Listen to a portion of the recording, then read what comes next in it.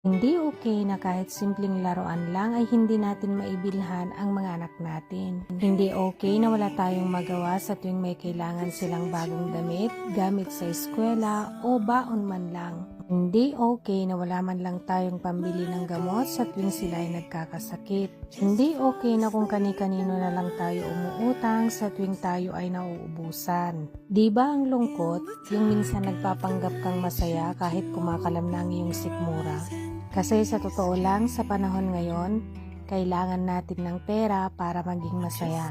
Kaya naman ikaw na nanonood nito, alam kong nagsusumikap ka para sa iyong pamilya. Dalangin kong ikaw ay pagpalain ng ating Panginoon ng siksik, liglig at umaapaw na pagpapala. Huwag na huwag susuko dahil darating din ang financial breakthrough na iyong ipinapanalangin, basta lagi mo lang unahin ang Diyos na may likha. God bless everyone. Adios.